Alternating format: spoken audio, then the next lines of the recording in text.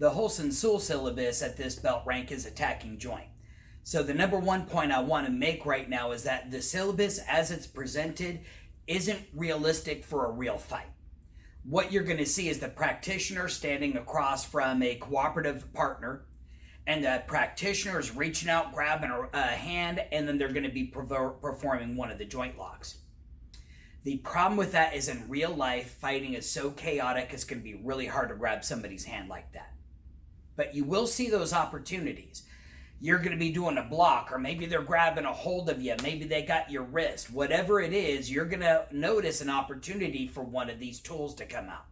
And that's really what this belt rank is adding more tools into the toolbox so you have more things applicable to different scenarios. So with that, as we get into practicing these, it's very handy to have a partner. If you are having a partner, trade off. You try the technique on them, let them do the technique on you. It's just as important for you to feel what the technique is like being done on you so that you can understand what you're doing to somebody else. If you don't have a partner to practice with, that's okay. You can imagine a partner in front of you. The toughest part about this belt rank is the coordination of the footwork and what you're doing with the hands. And you can pantomime that.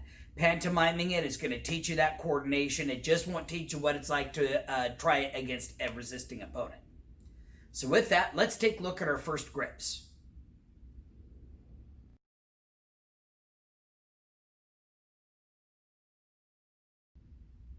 Hup!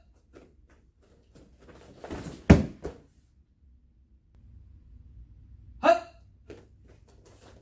Hup! Hup! Hup! Hits! Hup! Hup! Cut! Hup! Hup! Hits! Hup! Hup! Hits! Hup! Hup! Hup! Hup! Hup! Hup! Hup!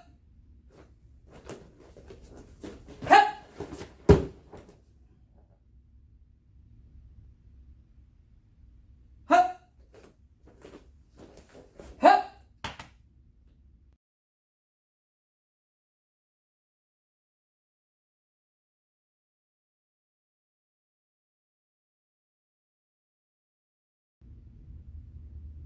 Let's look at the grip for the first two techniques. So I'm going to be using the idea of a police officer's handcuffs. I'm going to be trying to grab right on top of his wrist. I'm going to be using the motion of this pinch between my middle finger and my thumb. And I'm not going to just reach out and try to grab his wrist, but what I'm going to do is I'm going to start by slapping and grabbing the forearm. And then my hand is going to slide down till it catches right where the handcuffs would catch on the wrist. If he's really sweaty or if he's really fast and I slip a little further, my next grip is just going to be a little bit further right down below the knuckles where I can squeeze the fingers together. See it laying right up on the knuckle. Now with both of these, we're using what's called the fan technique. This fan techniques help me direct power. With this first one, the fan technique is making sure I know what plane his forearm is in. With the second grip, I'm actually using that finger to make a pull to bend his fingers around to cause pain. With that, let's take a look at the first technique.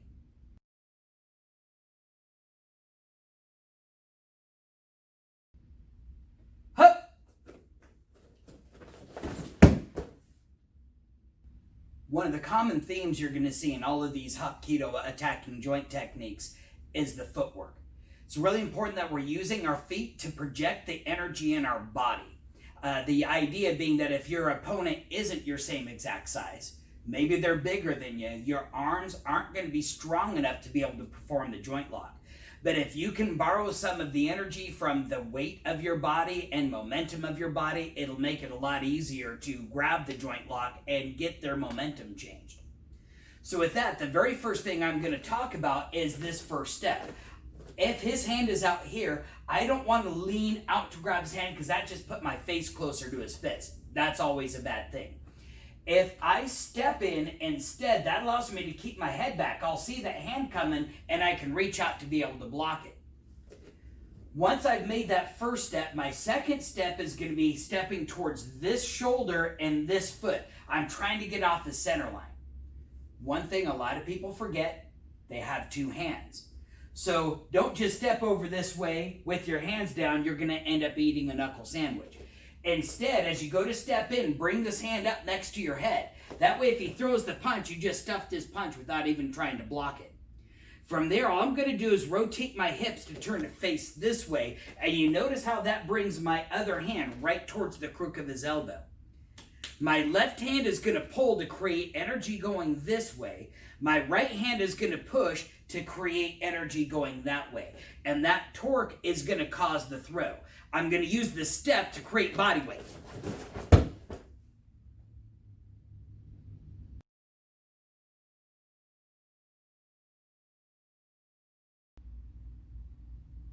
Let's take a look at the practical application for this first technique.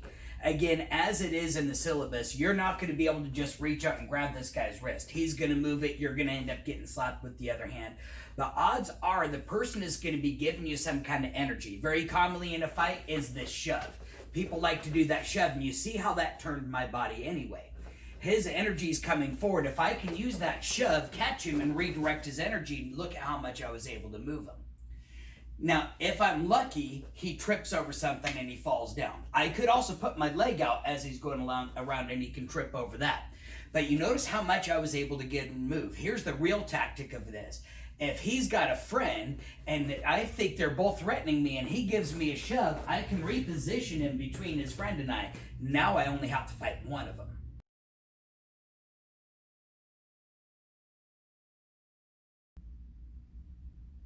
Now that you understand a little bit about the technique, it's time to practice it. So if you have a partner, you can go ahead and pause the video. You're going to try it on your partner. Remember to go nice and slow. Give them a chance to tap. That means they're feeling pain. And then let your partner try it on you. Do it a couple of times, like 5 times each. If you don't have a partner, it's still important. You can't just understand the technique here. The technique also has to live here. So you have to get your body to go through the movements, and I'm going to show you how to do that. We call it pantomiming the technique. I'm going to be imagining I've got an opponent in front of me. My opponent is exactly my height. He's exactly my weight. It's basically my imaginary twin. Follow along with me as I pantomime the motion of this first technique. We're starting from Chumbi. First step to get the timing down on is the cross step and the grab. You want to bend the fingers and step the foot at the same time. Step number 2, we're going to bring the other foot into attention, and I'm going to bring my arm up into the crook of my opponent's elbow. Step 3, I'm going to pivot, step around, and swing my opponent around me. Let's try that again. Number 2, cross step and grab, step, pivot, then turn back around. 3, cross step, pivot. 4, cross step, pivot. 5, cross step, pivot. Kia!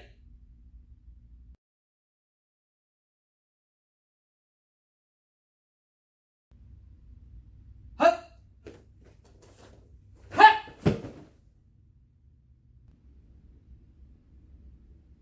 The second technique, I'm going to be trying to grab my opponent's fingers.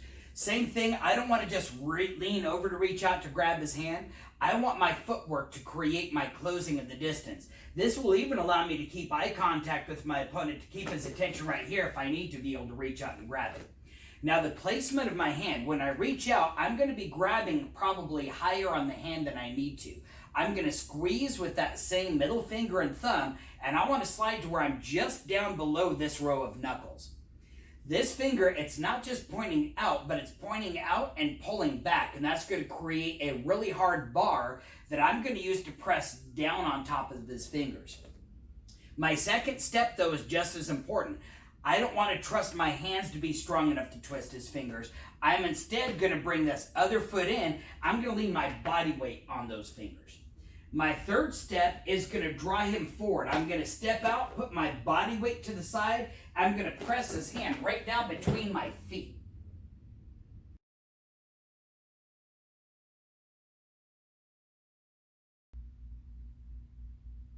Let's take a look at the practical application for this second technique. In this case, the opponent's reaching for you. They're either reaching to try to grab you to give you a punch, they're trying to grab your purse, maybe you got a tool over here like your taser or pepper spray that they're trying to go for. In this case, I'm going to try to intercept their hand. First point I want to make. In the technique, it's a downward four-finger lock, but what happens if you only grab one finger? I tell you, one finger, two fingers, that's even more painful than grabbing all four fingers. If I can grab even the smallest two fingers, the pinky finger and the ring finger, that's going to give me a lot more pain compliance over it. One of the things I'm looking for, though, is especially if he's reaching down, you'll see his head comes forward. That puts him off balance. So if I can take that off balance and just catch a couple of fingers, I might be able to pull him all the way down to the ground. But if he's got good balance, if he's stronger than me, I don't want this to turn into a wrestling match. He's going to want his hand back. He wants his hand back, I'll let him have it. He can have his hand and a snap kick too. I call it a two-piece and a biscuit.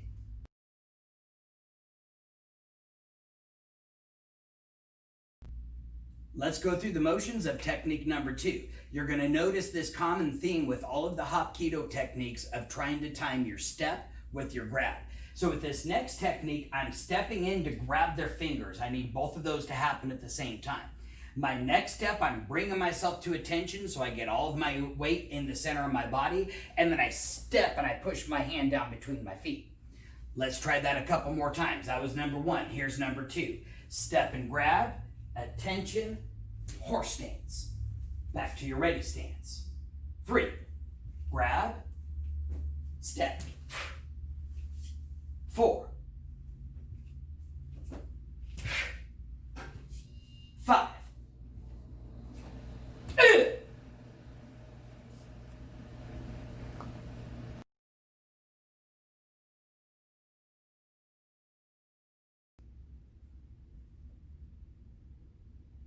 One of the things you're going to notice about this syllabus is that we're trying to control the person's right hand.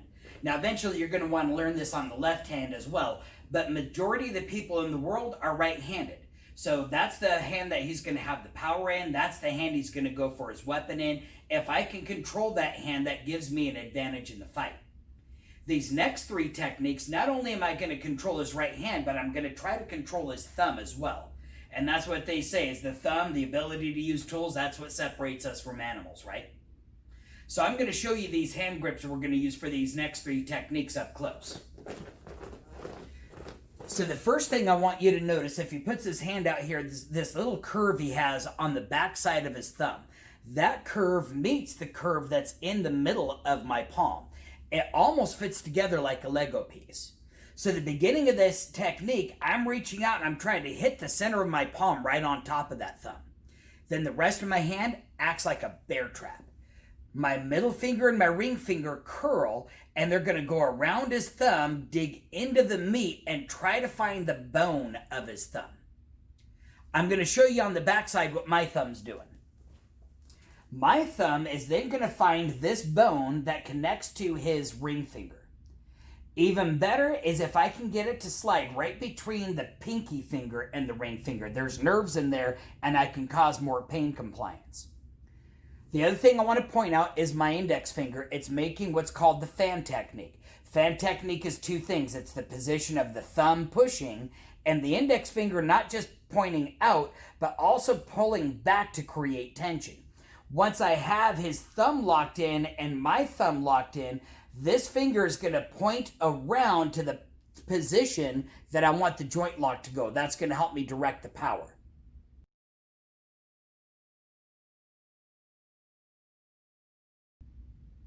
Hup. Hup. Yes. The next technique is a basic outside wrist lock. This technique is used over and over again throughout all of the Hapkido techniques. So your partner's going to reach their hand out so that you know which hand you're supposed to go for. It's just going to be a reminder. Just like the other techniques, I don't want to lean to grab it, so the very first thing I'm going to do is take a step. I'm basically trying to step directly underneath his hand. I don't want to get too close to his foot because I got to go this way and I don't want to trip over his feet. So I want to leave a little bit of space between his foot and my foot. As I do that step, I'm going to reach out, I'm going to grab on top of his thumb. Remember, my thumb's going for his ring finger while my index finger or my middle finger and my ring finger are hooking onto his thumb bone. The second step, I'm going to bring this right foot into a tension stance and I'm going to present his hand as though I'm trying to show him a mirror. My other hand is then going to come up and join. I'm going to cross my thumbs, but they're basically making the same exact motion. Now his hand, I want to point out, he's doing what's called a live hand. The live hand isn't just opening the fingers, but it's extending the fingers and trying to make them grow. That's going to tense up all the tendons in the back of the hand or the wrist. It's going to give me something that I can push against for the joint lock without hurting his hand. So once I've got a hold with that second hand, my third step is going to be stepping right next to his foot. My fingers, I'm going to keep pointing this way and I'm going to push him in front of me. Once I've pushed and I step, I'm now going to take the fingers and I'm going to point them right between my feet.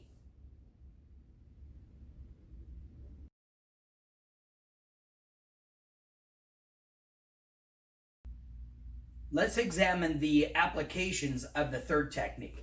So in this case, something's happened and the opponent's reached out and maybe they're grabbing a hold of my jacket. This is a very common thing. They'll hold you here and try to keep you at arm's length while they try to pound you with that hand.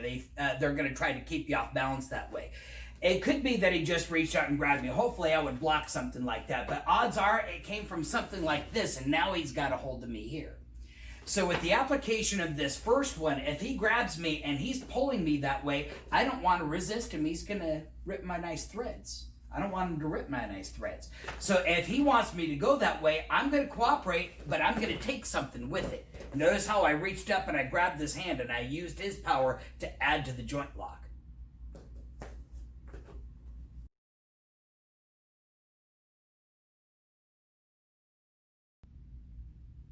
Let's practice the movements of technique number 3. So starting from our ready stance, the very first step is a forward step and reaching around to grab their thumb. The second step is bringing that right foot to attention, and that's when I bring my right hand in as well. There's that theme again, the foot and the hand should happen at the same time. Then I'm going to step forward to bring the energy back, and I'm going to turn into a horse stance. I'm going to point my finger between my feet. Let's try that a couple more times. Ready? 2, step and grab. Come to attention, step and turn. Back to ready. 3, 1, 2, 3, 4, 5. Hit!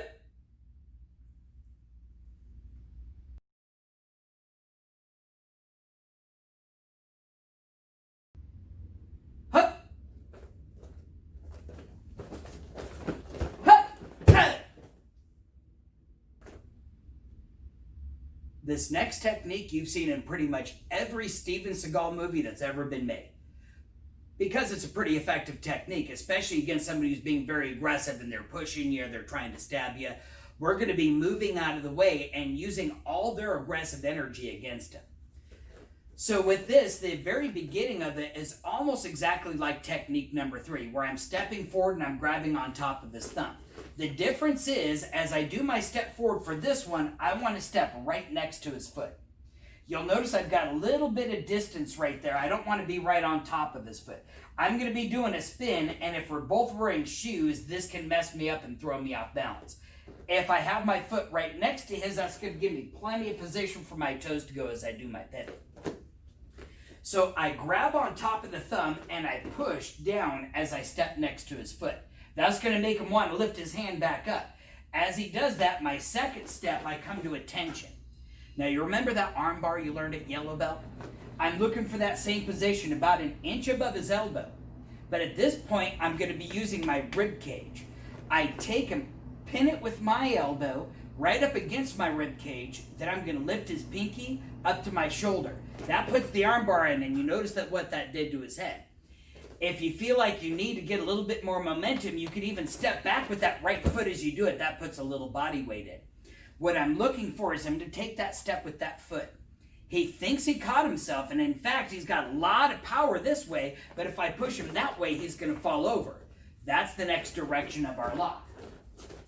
So I'm creating all of this momentum through his momentum. I'm stepping in, I'm grabbing his thumb, I'm using the arm bar to make him come around. From there, I just step in and I do technique number 3, and I point my fingers right between my feet.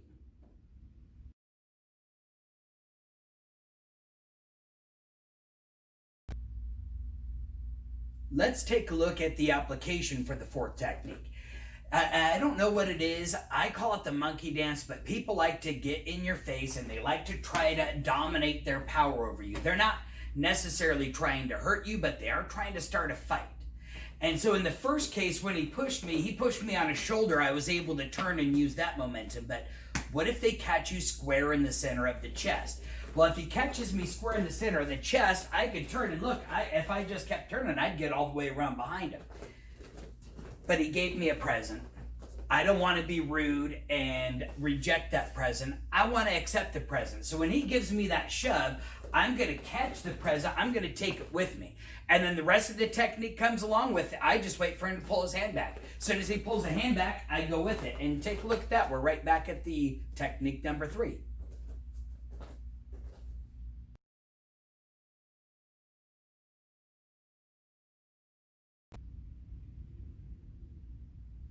Let's practice the movements of techniques number 4.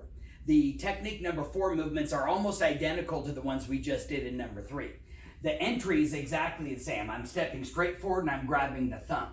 Difference is the second step, I'm bringing to attention, but I'm turning with it. I'm going to turn with it and I'm going to push my hand over to my shoulder. I want their arm coming underneath my armpit.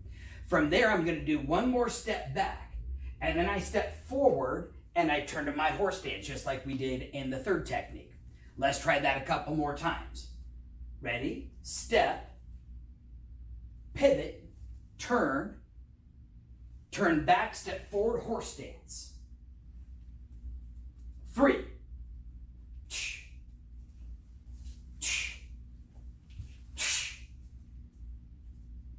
4.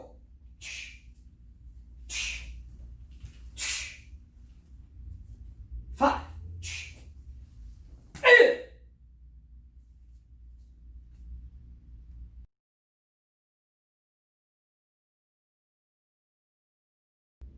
Hup. Hup. Hits. Technique number 5, I'm going to use the same grab, but the footwork's going to be different. With techniques 3 and 4, I was stepping my left foot over next to his right foot. With technique number 5, I'm going to grab the same way, but my step is going to be my right foot stepping over next to his left foot. My second technique, I'm going to bring this hand up in front of my chest. I'm going to join it with the other hand. This is the key, is I want to keep it directly in front of my sternum. From there, I'm going to take my left foot, I'm going to bring it into attention, and I turn 90 degrees. From there, I'm going to keep my right foot where it's at. I'm going to keep this hand locked in. My second step is going to be drawing my foot back to face another 90 degrees. Then I just point down between my toes.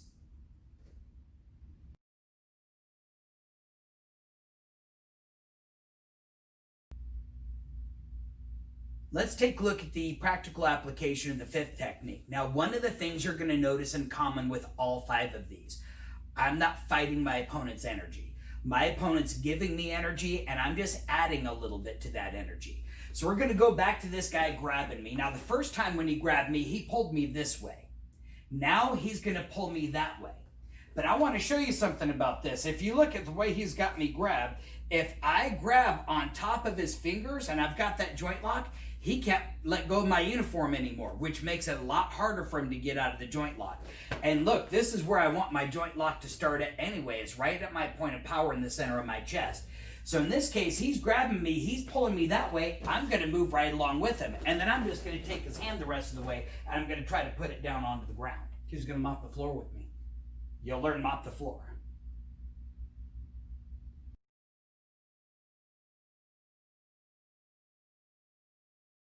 Let's practice the movements for technique number 5. Now we're going to be working with the opposite coordination of moving the right foot with the left hand. This can get kind of weird, which is why this pantomiming training is so important, so you can get your coordination down. So I'm stepping towards my opponent's foot. My left hand is going to be grabbing on top of their thumb. My next technique is turning 90 degrees while my other foot comes to attention. Here's that coordination again. As soon as my foot arrives, my other hand's going to grab at the same time.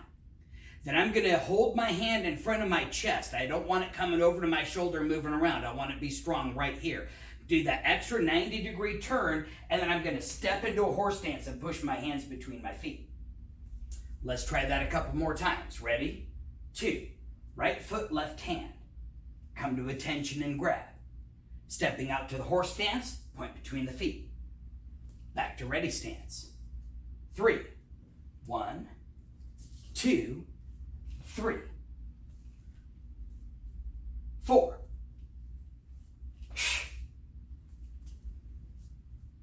5. Hit!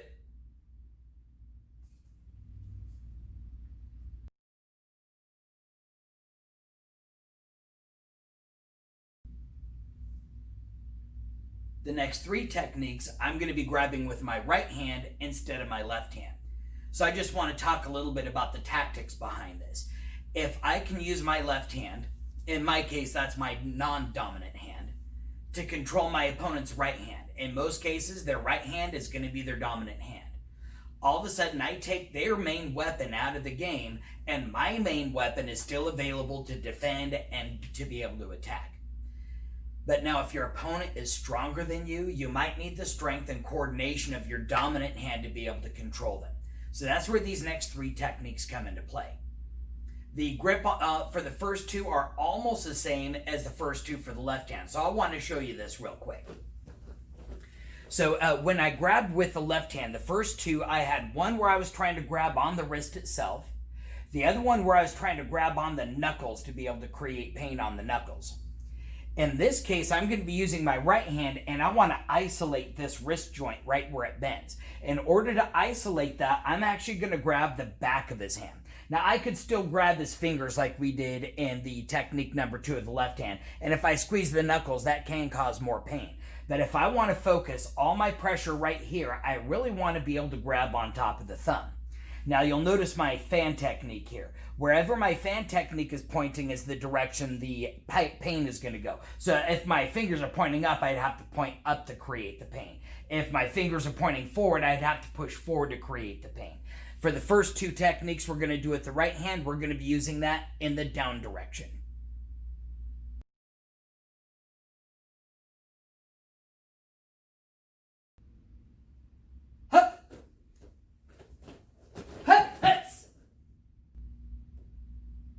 So the grab for this next technique is going to be almost the same as the very first technique we did with the left hand.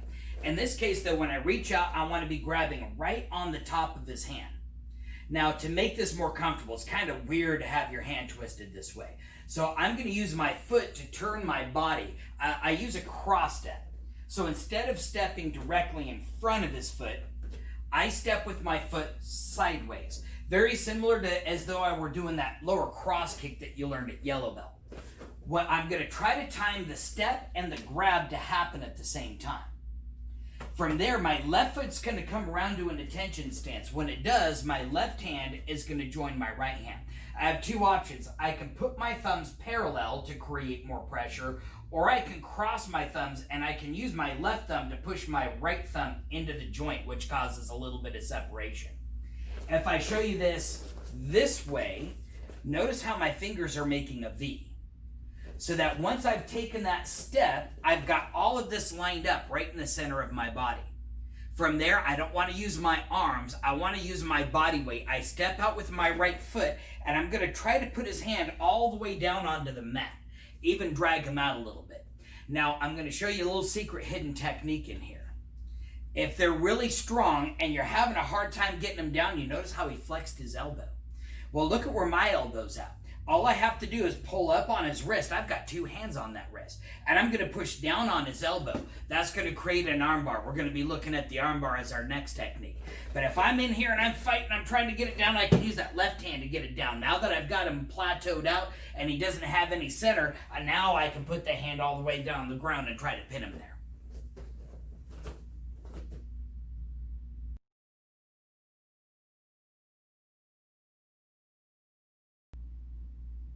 Let's take a look at the practical application of the sixth technique.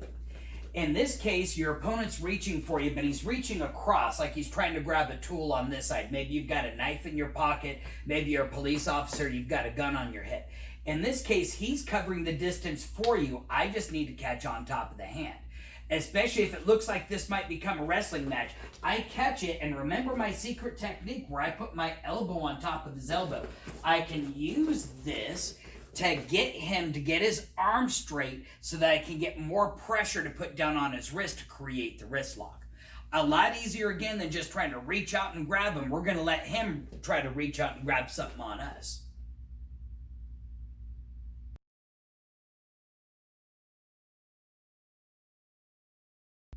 Let's practice the movements for technique number 6.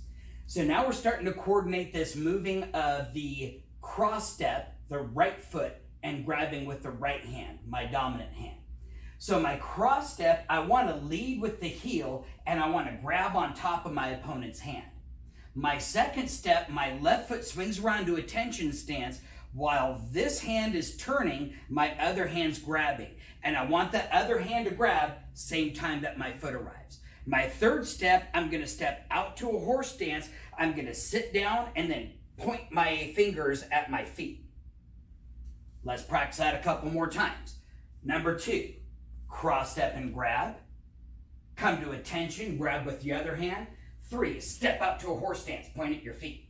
Come back to ready. 3, come to attention, step.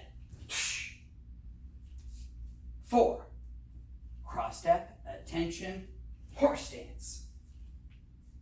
5, hit.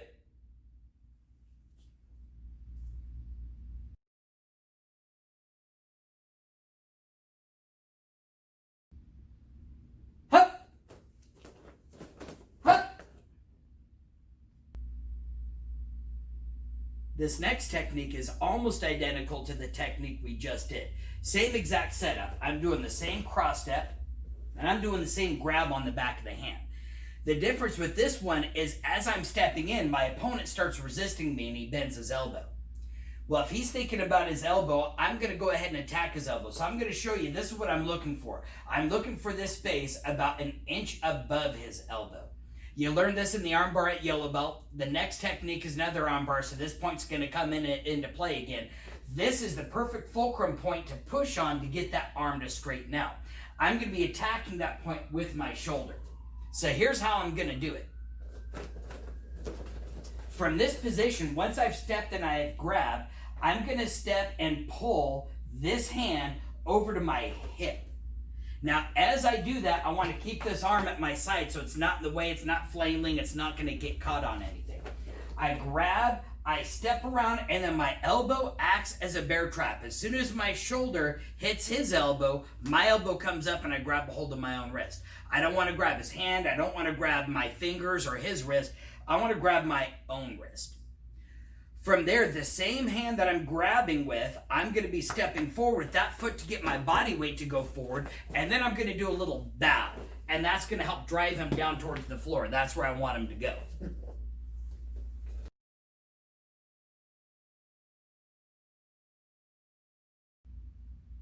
Let's take a look at the practical application of the 7th technique. This one is really good for if your opponent has a weapon. It also works for if you've got a weapon and your opponent's grabbed a hold of you or they've grabbed a hold of the weapon, they're trying to take it. Forget about the weapon, they've given you a present by giving you their hand. In this case, he's using a knife. If he's got a knife or if he's got a gun, I've always got to be paying attention to which way the knife is going. If I try to take away the knife and I stab myself with it, that's no good. If he's got a gun and I shoot my wife or my kid with it, that's no good. I have to be paying attention to where it's going. We'll teach you a lot more about weapon defense when you get to a higher rank.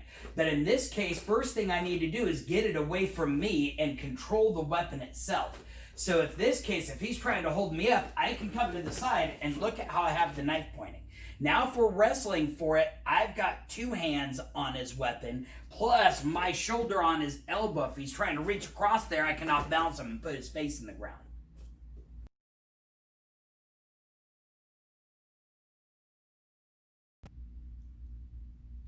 Let's practice the movements for technique number 7. It's exactly the same movements we used for technique number 6.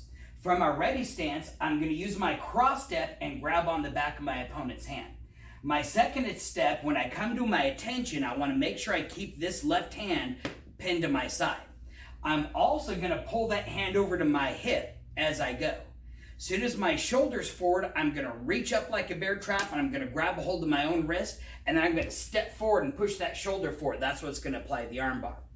Let's practice that a couple more times. 2, cross step, come to attention, grab your own wrist. 3, step forward, push with the shoulder. 3, 1, 2, 3, 4,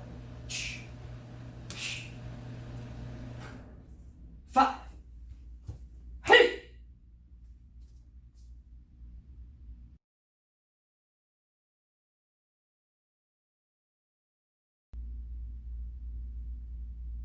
If you look at the progression for the first 3 techniques of the left hand, there's a matching pattern almost to the first 3 techniques of the right hand.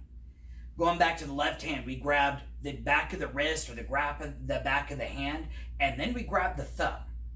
That same pattern exists with the right hand. I'm going to be grabbing the back of the hand, and now I'm going to be grabbing the pinky. So I want to show you how this grab works. First of all, if I show you his hand this way, you'll notice this curvature on the pinky side of his hand right next to his palm. It matches the curvature to my palm. What I want to do is slap on top of that, and it acts like a bear trap, so my hand can curl around it. I'm going to use my middle finger and my ring finger to dig into the meat of his palm. There's a really good handhold there. My index finger, I'm going to keep pointing out in a fan technique. Now, if he comes around behind me, I'm going to show you what's happening with my thumb. From this side, I want my thumb to either go right on his middle finger or to press right between the space between his middle finger and his index finger. If I can get my thumb to dig in and separate his knuckles here, there's some nerves on the inside I can dig into to get some extra pain compliance. Hup! Hup, hup!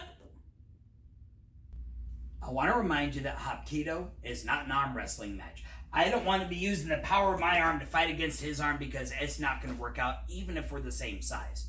So I want to use my footwork to add the body weight to the power of the technique I'm using to grab his hand. I'm going to step in to cover the distance, again, so I'm not leaning to be able to grab. And I'm going to reach out, I'm going to grab a hold of that pinky. My thumb goes right for the back of his hand, right between his index finger and his middle finger. Once I've grabbed it, I'm going to keep my arm locked and I'm going to step back with my body. That's going to get his body pulled forward. At the same time that I'm stepping back, once I've turned his hand about halfway, my other hand is going to come into play. My thumbs make an X on the back of his hand. My other fingers grip in almost the same exact spot. Once it's there, I'm going to take my fan technique, I'm going to point it straight up to the sky. This is when he's starting to feel the pain, but now once I've got my fingers pointed up, I'm now going to point it at his nose. Now's when he started tapping. Once I get him to tap, I'm going to pull his hand into my chest. What I'm trying to do is get this valley that goes between my 2 pectoral muscles to replace what this left hand is doing. If I just let go of the left hand, he can just spin right out of it and I don't have a hold of him anymore. So once I've got it locked in and I've got that space replaced with my chest muscle, I'm now going to take my other hand, I'm going to use my life hand, all my fingers extending out as far as they can go, and I'm going to press my wrist right at that point an inch above his elbow. Then I'm going to use my body weight, I'm going to step forward to push down on the wrist and lock up that elbow for the arm bar.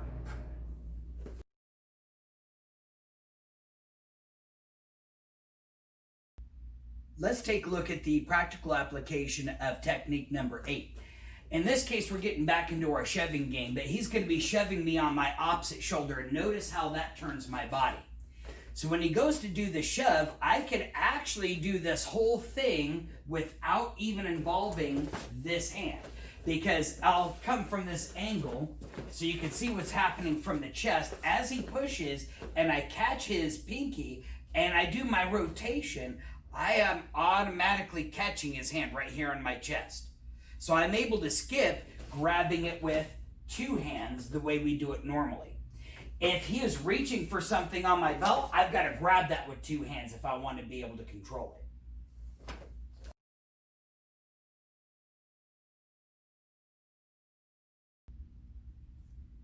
Let's practice the movement of technique number 8. From our ready stance, I'm going to be stepping with my right foot directly towards my opponent's right foot. I'm going to be using my hand to reach over and to grab the pinky. Here's what we're trying to practice, is to get both movements to land at the same time. My second step, I draw my foot back to attention. As soon as my foot's coming back, I want to already be grabbing their hand and twisting it so I can have it at my chest at the same time that I come to this attention stance. Then I'm going to replace my left hand with my chest. My left hand's going to slide up the elbow. I'm going to step and press on that arm bar. Let's try this a couple more times from a ready stance. Step, reach over and grab. Come to attention, re-grab. Step forward, push the elbow. Ready stance, number 3. 1, 2, 3, 4.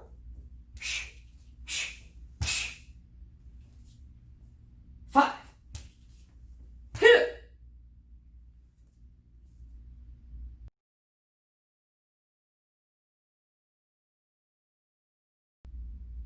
The last two techniques we're going to be grabbing with both hands. So I want to show you how this grip works. I'm going to be making an X with my first finger and thumb, and that X is going to be my bear trap. If he holds his hand up here, I slap the back of his hand, and that's going to wrap my fingers around his hand. It's going to look almost like the same exact grip that we used for the outside wrist lock, and almost like the same exact grip we used for the inside wrist lock. But in this case, I'm just grabbing down on top of his hand.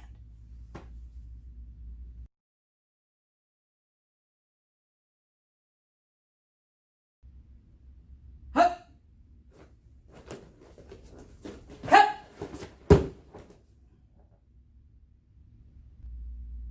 For this first technique, I'm going to be moving off to my right hand side or over to his right hand shoulder.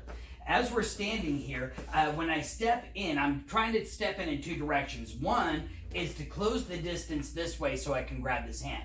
The other is off next to his left foot so that I can move off of the center line in case there's a punch that's going to be coming at me.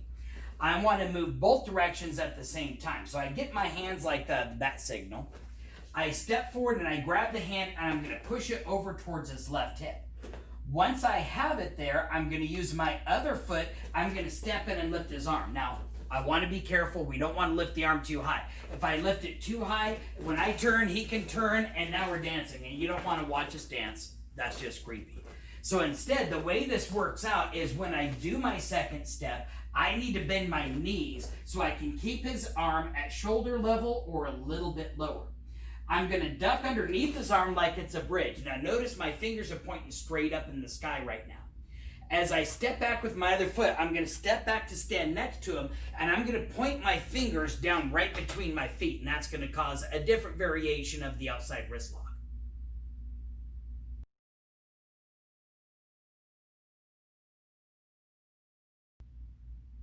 Let's take a look at the practical application of the 9th technique.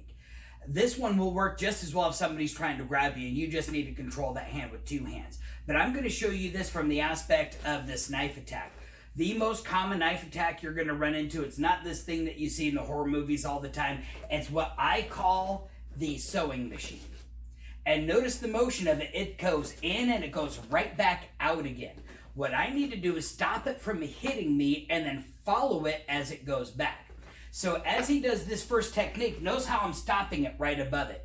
As it goes back, I'm going to take and move it over to the side. Now look at where I'm pointing the knife blade at. I don't have it near me. I don't want to pull it back into me. I want to keep it right out here as I do the technique.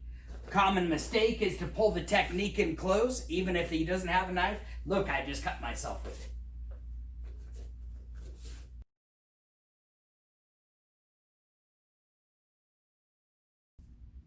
Let's practice the movements of technique number 9.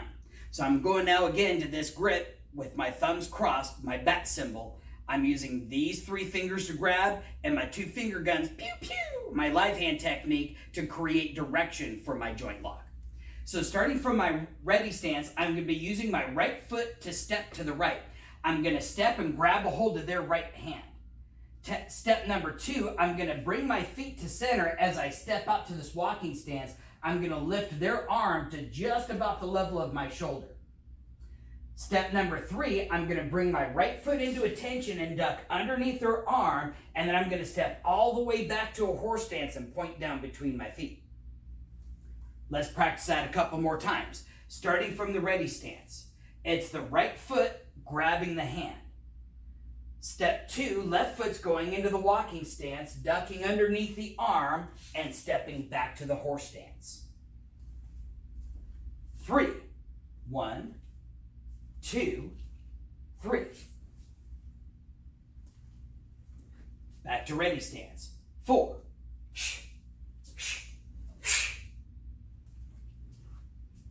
5. Hit.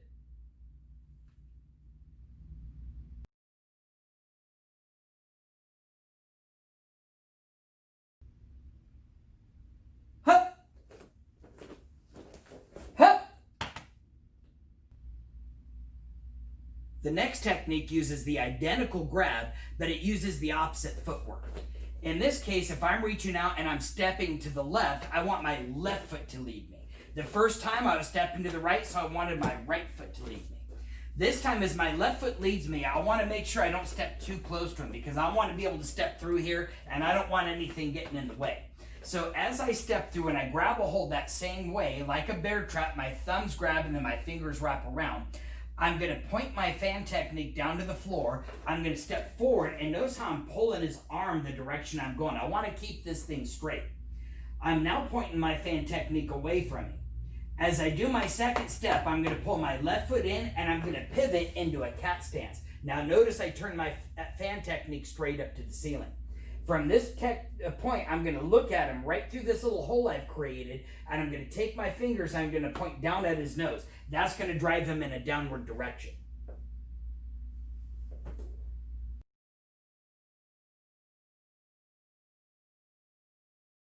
Let's take a look at the practical application of the 10th technique. It's actually a continuation of the 9th technique. In the 9th technique, as he stabbed, I caught it out here, and I tried to take the knife away. In the 10th technique, I stopped it, and then as he pulled it back, I follow it back.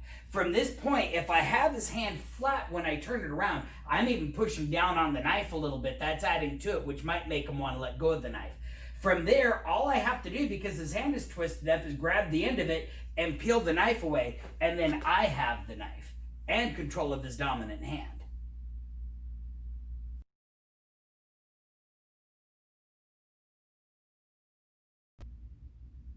Let's practice the movements of technique number 10. This time I'm going to be using my left foot to move me to the left or off to my opponent's right side. I want to be controlling their right hand. That's their primary weapon in most cases. So in this case, I step into my walking stance and I grab their hand at the same time. Step 2, I'm going to step through with this walking stance, and then I'm going to point my fingers up to the sky. And remember, I want both endings same time.